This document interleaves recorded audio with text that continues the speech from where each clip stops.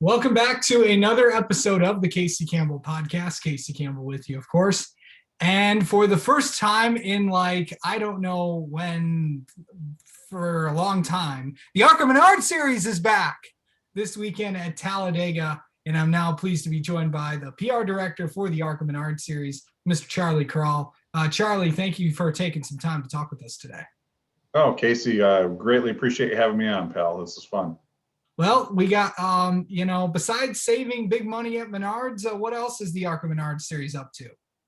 Well, it's been like a little mini off season that we've had here for the last 6 or 8 weeks, but we're about ready to rock and roll, get back to racing. I just looked at my calendar and we have 25 races in the next 27 weeks. So it's going to be quite busy. And I'm looking forward to it. Yeah, between of course, that's scattered across the ARCA Menard series and then east and west. And but yeah, it's going to be a very busy spring and summer and into the fall. And I'm already looking forward to it. We've been off for too long, so we're ready to get back racing. And I know you guys did. The schedule. The reason why you did because of with tracks, especially the smaller tracks, welcoming as restrictions and local governments ease restrictions across the country. It looks like you could be getting potentially more fans into the stands, and that's always a good thing. As more people are getting vaccinated. That's the plan, man. We want people to come out and enjoy us in person if they can, and we got a lot of great short track races coming up, and we're looking forward to having as many people as local regulations will allow. But yeah, we are definitely ready to get back racing, and we're ready to do it with our fans back in the stands. That's for sure. So there's a lot of storylines heading into this ARCA race at Talladega. But before we get into that, how important is Talladega Superspeedway to the ARCA Menard series? It is so important, Casey. It's one of the longest tenured racetracks we have on our schedule. I mean, we raced there back in the track's first season, 1969. We took a couple of years off in the early 1970s, but since 1975, we've raced there at least once a year, every year since. So it is ultra critical. That is one of the racetracks that, back in the early 1980s when John Markham passed away, and he was the founder of ARCA. Back in the early 1980s when he had passed away, Talladega was one of the cornerstone tracks that kept the ARCA Menard series alive. And as a matter of fact, for many years, this series was known as the Talladega Supercar Series. Bill France was very, very insistent that this series continue on. It played a very important role, not only here in the Midwest where we're based, but there is a connection there, and it's even then, Bill France knew, this series is important. It needs to continue on, and I'm going to put my racetrack's name on this series. So when I was a kid, that's what I remember, the Talladega Supercar Series, and it really is a cornerstone racetrack of what we do every year. And I'm always excited to see the ARCA Menard series on those high banks. It's one of the great races of the year, and I'm looking forward to it. It should be a good one.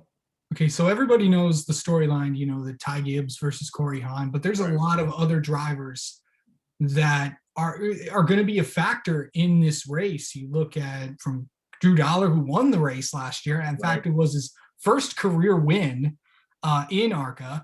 You look at Gracie Trotter, first time coming there. You got Thad Moffitt, of course, coming off his best career finish at Phoenix. And is Brett Holmes going to finally win in his home track, who lives about just 10 minutes away from the Speedway? Right. I think that any one of those drivers could come away with a win. I mean, how cool would it be to see Gracie Trotter, get the monkey off her back and get a win? I mean, she's driving the 25 car, and based on what we saw with Michael Self the past 3 or 4 years, we know that car is good on super speedways. I'm looking for, whenever we go, quote, restrictor plate racing, I look for some of those underdog stories. A guy like Andy Jankowiak, who had such a solid run at Daytona, could have come away with a top 5 finish if things shaken out a little bit differently. Andy's going to be back at Talladega. I think he's going to have another great run. I'm looking forward to it. How about a guy like Greg Van Alst? Greg was having a great day at Daytona and then got caught up in a situation that he really didn't have anything to do with. He was just wrong place at wrong time. I'm looking for something out of him. I think that's going to be a really great story. And then you just never know. Could Tony Breidinger get, latched into the right draft at the right time and come away with a top 5 finish, or even better? I mean, there's just so many different possibilities, and I'm stoked to find out. It's been too long since we've been on the racetrack, Casey, as you know, and what a great way to get our season back underway.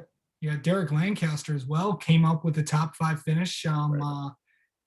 Will be interesting to see if we don't know if the entry list is out, but it'll be interesting to see if he is going to be contending in this race as well. You got we might see Howie DiSavino there as well in the 32. You got Jack Wood in the 21 for GMS Racing. I know they haven't had the strongest suit to the season, and then you got Brett Holmes, of course.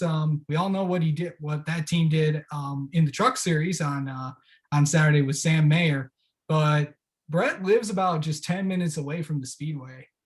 Right. And I think Brett is one of those drivers that I think is very underrated on the super speedways, because he has always gotten himself.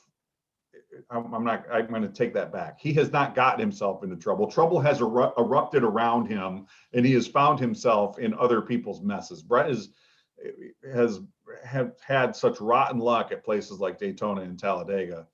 And he just finds himself in the wrong place at the wrong time.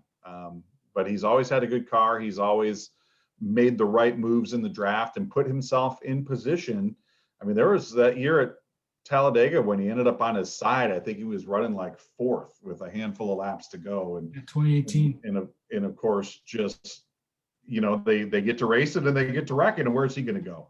So, I totally take that back. He doesn't get himself into problems. He finds himself with people causing problems around him. But that would be huge for him. I mean, the Alabama boy winning in Alabama. I mean, I'd have to look back and see when the last time we had a winner at Talladega that was from Alabama. But I certainly remember when I was a kid, Davey Allison winning those races. He might get, if he wins, he might join the Alabama gang. Yeah, I think he's starting his own gang right now, and that's that's very cool for Brett. But they're coming with a lot of momentum. Good run with Sam in the truck at Richmond over the weekend, and I know Brett's just out trophy hunting this year. They're not running for a championship any particular place. They just want to come out and win races, and he's got a pretty good shot at it this weekend. For fans that don't know Talladega Super Speedway, describe what that place is like when you are there. Well, I'm lucky that I have been there a few times, throughout the course of my career, whether it was with the ARCA Menard Series or with the Camping World Truck Series. It's immense, and you really do feel just how big that racetrack is when you're there. I'm looking just above the camera. I've got a picture of my children sitting in the grandstands at Michigan International Speedway. And Casey, you and I have been to Michigan lots of times. Michigan is it's a huge place. Yeah. And I'm looking at this picture and I'm thinking Talladega is even bigger than that. And it's really just hard to describe how much bigger a place like Talladega is than Michigan, which is a 2-mile racetrack. It's immense. I haven't been fortunate enough to watch a race from the grandstands there. I've always been working down in the infield, but it is just, there's a level of excitement and anticipation and anxiety at Talladega that, anything can happen any lap. You're going to see a lot of good 2 and 3 wide racing all afternoon long. And boy, that big one is just always lurking, around every corner. So there's a lot of nervous energy at Talladega at all times. Avoid the big crash. Right. That is the big key to get around Talladega. So big momentum for you guys. Your guys are back this weekend, of course. I know you guys have been doing some promotion stuff this, with the Reese's Sweet Move of the race. I know you partnered with them this year. Of course, Menards is back. A lot of exciting things coming up What's it been like to partner with all these companies? Oh, it's fantastic, man. We got a lot of Reese's peanut butter cups in the office these days, which is always Yeah. fun. Yeah, man, we've got a lot of companies, a lot of partners that really believe in what we're doing. I've believed in what we're doing here my entire life. I mean, I've been a fan of the series since I was a little kid. Um, I've defended it even before I worked here. From some of the Twitter vigilantes who think they know everything about racing. Um, I mean, yeah, everyone's entitled to an opinion, and we get that. But I'll tell you what, I think that this is a great series. It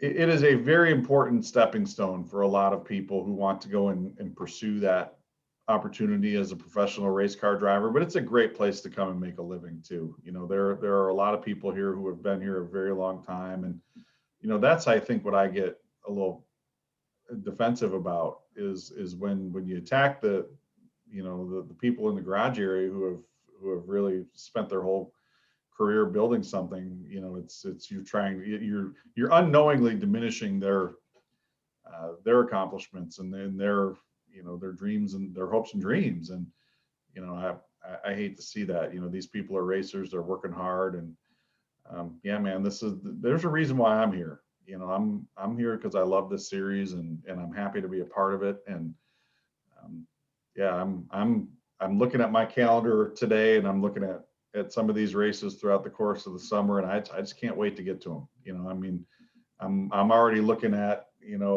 June. I've got a double back-to-back doubleheader, Road America and Sonoma on June 4th and 5th, and I'm trying to figure out in my mind, how can I be at those two places and back-to-back days. And I think I've got it figured out, Casey. I'm excited. I'm looking forward to it.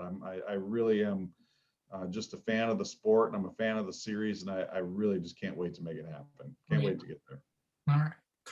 All right. Well, Charlie, thank you so much for coming on and spending a few minutes. We'll check in with you periodically throughout the season, and good luck to you guys in Talladega. You know where to find me, pal. Good talking to you.